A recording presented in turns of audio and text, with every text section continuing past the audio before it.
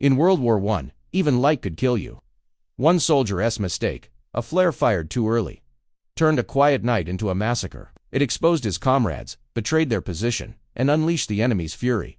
This is the forgotten story of the misfired flare.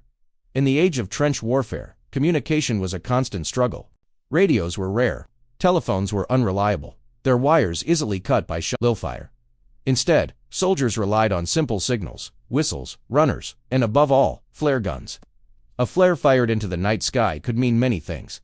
A call for artillery support, a signal to advance, a warning of enemy attack. A single flare could save lives, or doom them. And because of this, soldiers were drilled again and again. Fire only when ordered. Never fire by mistake. Because in the silence of no man's land, a flare was like shouting your position to the enemy. It was late 1916. The Western Front was locked in its endless stalemate. One British unit was ordered to send a patrol across no man's land to cut enemy barbed wire in preparation for a coming assault. The mission depended on stealth.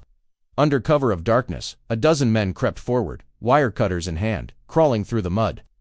Back in the trench, their comrades watched nervously, flare guns ready in case the patrol needed support.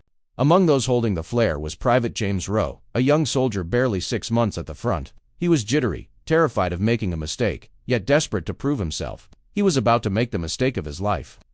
Rowe crouched in the trench, hands gripping the flare gun. His orders were clear.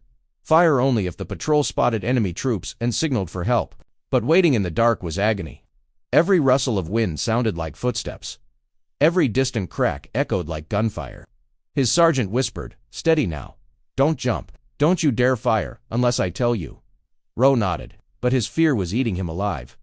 Minutes passed. Then, in the distance, Rowe saw movement. Shadows flickered along the wire. Were they the patrol, or the enemy? His heart raced. Sweat dripped down his face. He raised the flare gun, his finger trembling on the trigger. The sergeant hissed, "Wait, don't fire yet." But in Rowe's panicked mind, the shadows were German raiders creeping forward. He imagined bayonets, grenades, men being slaughtered. His fear overcame his orders, and then, bang, the flare shot into the sky. The night exploded with light. The flare arched high above the battlefield, bursting into a brilliant white star.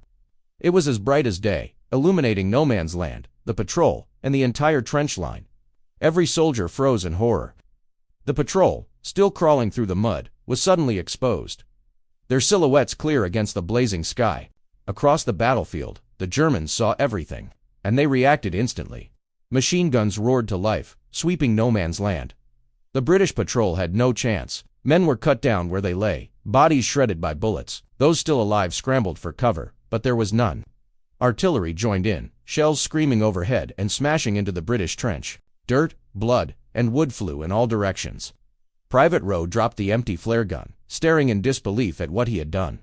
The sergeant punched him, knocking him to the ground. "You bloody fool, you've killed them all." But punishment would have to wait. The Germans weren't finished.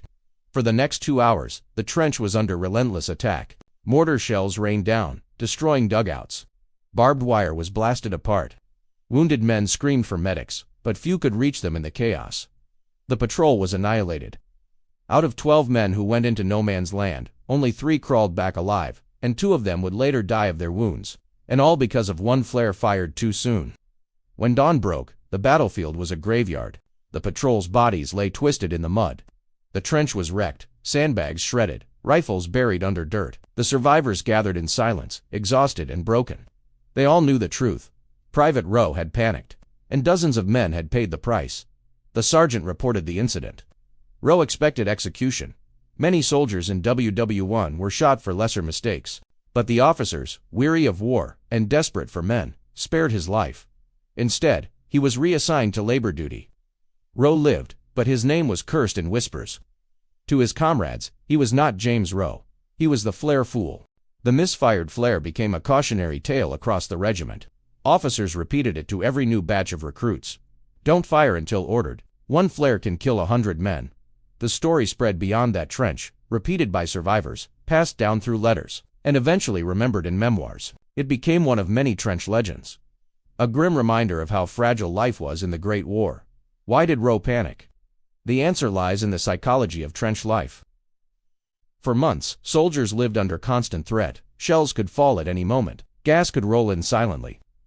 Snipers could kill with a single shot. Sleep was rare. Fear was constant. Under such strain, even the bravest men cracked. A shadow became an enemy. A sound became a signal of attack. And sometimes, fear pulled the trigger before training could stop it. Rowe wasn't alone. Countless other mistakes were made.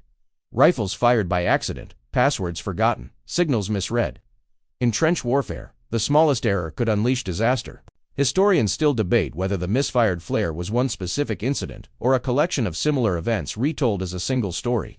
Records mention flare accidents many times during WWII. In 1915, a flare accidentally exposed a French patrol, leading to heavy losses. In 1917, a German flare was fired too early during an attack, spoiling the element of surprise. British diaries record at least a dozen instances where flares gave away positions. So whether Rowe existed or not, the story was true in spirit. The flare gun was both a lifeline and a death sentence. In the vast history of World War I, battles like Verdun and the Somme are remembered for their scale and horror. But for the men in the trenches, survival often depended on silence, patience, and discipline. One mistake, one shout, one cigarette, one helmet of soup, or one misfired flare could destroy entire units. The misfired flare reminds us that in war, death doesn't always come from strategy or grand battles. Sometimes, it comes from a single soldier's fear. Lighting up the sky,